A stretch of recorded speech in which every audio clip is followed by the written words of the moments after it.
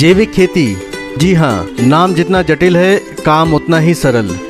आज विज्ञान के इस दौर में जहाँ खेतों में साधारण फसल लेने के लिए भी आम किसान द्वारा रासायनिक खाद, कीटनाशक, खरपतवार नाशक आदि विषैले तत्वों का जबरदस्त उपयोग किया जा रहा है, वहीं छिंदवाड़ा नगर से लगे खजरी स्थित श्री संस्कृत पुस्तकोन्नति सभा द्वारा खेतों में केवल जैविक खेती का प्रयोग करके फसलों का उत्पादन किया जा रहा है।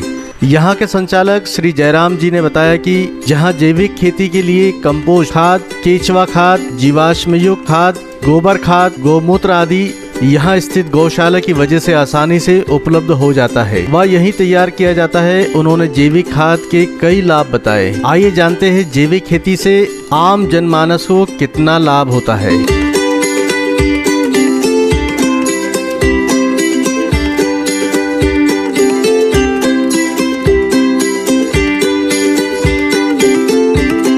उत्तम खेत के लिए खाद हो जाती है, कीटनाशक का भी काम करती है। अच्छा।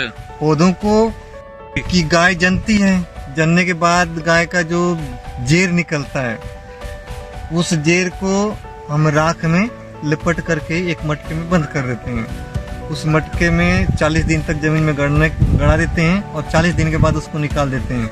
वो बहुत ही पौधे लगाए थे उस कंपनी के, मार लोग आते थे, बोलते थे बाबा जी ये बिल्कुल टमाटर होने वाला नहीं है, आप दूसरा रोपा डाल दो, नहीं तो समय से आपको टमाटर नहीं मिल पाएगा। फिर भी हमने उनके बातों को नज़रअंदाज किया। बारिश चली गई, पानी जब नीचे घट जाता था तो हमने वही जो 15 लीटर में माचिस की तीली पर जितना आ जाए, एक माचिस की तीली से जेर की बनाई हुई खाद को माचिस की तीली से एक बार उठा करके 15 लीटर पानी में मिलाए और एक एक गिलास एक पौधे के पास में हमने डाल दिए। वो पौधा इतना फल दिया है कि वो हमारे देख करके आश्चर्य रहेगा कि जीवन में हमने पहली बार ऐसा देखा है। गुरुजी, ये आपका अनुभव से की गई क्रिया की है? आपने कहीं इसको पढ़ा है, कहीं जैविक उसमें, ये आपका अनुभव? और ये हमने किसी से सुना था, दिल्ली के अपने यहाँ एक समिति के धवन जी, उन्होंने बताया था कि ये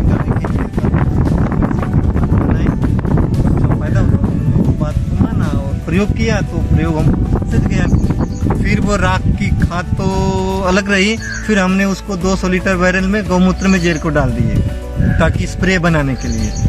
तो 200 लीटर बैरल में एक गाय का जेर डाल के गौमूत्र में उसको अच्छी तरह से 40 दिन तक रखे रह सड़ाए। फिर उसको भी हमने जैसे कीटनाशक को प्रयोग करते हैं ना, हमने उसका प्रयोग किया तो उन्हीं का तो परिणाम आप देख रहे हैं। हमको रासायनिक स्प्रे नहीं करना पड़ रहा है, रासायनिक खाद की कोई जरूरत नहीं है और पौधे आपके सामने कितने तंदुरुस्त हैं। आप मूंग देख सकते हैं, ये देख सकते हैं। गन्ने के बारे में बताइए। ये थोड़ा सा बड़ा भी दिख रहा है, स्वस्थ भी दिख रहा है और बहुत ही उन्नत किस्म का दिख रहा है। इसके पीछे क्या कारण है? इसके पीछे कारण ये है कि ये पूर्णतः जैविक है। अपने जमीन में 20 साल से बिल्कुल रासायनिक खाद का उपयोग होता ही नहीं है। अपनी बड़ी गौशाला है, उसी का गोबर खाद और केचुआ खाद का उपयोग होता है। यहाँ तक कि हम कीटनाशक का भी उपयोग नहीं करते हैं।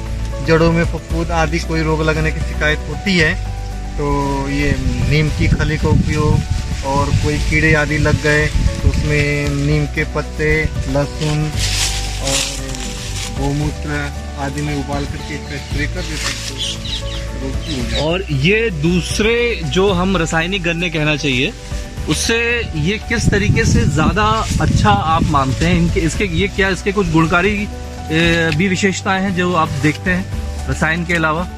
स्वाद में अन्य गन्ने के अपेक्षा अच्छा रहता है, इसका रस भी टेस्टी रहता है, रस भी ज्यादा निकलता होगा, ज्यादा भी निकलता है।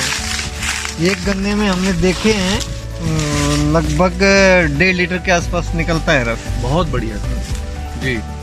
और मैं देख रहा हूँ कि इसकी ऊंचाई भी काफी लंबी। हाँ, ये केवल जैविक खेती का कमाल है, इस तरीके से आप बता रहे हैं। हाँ। और जहर मुक्त जैविक खेती हम कहना चाहिए। हाँ, जहर मुक्त बोल। जी, धन्यवाद।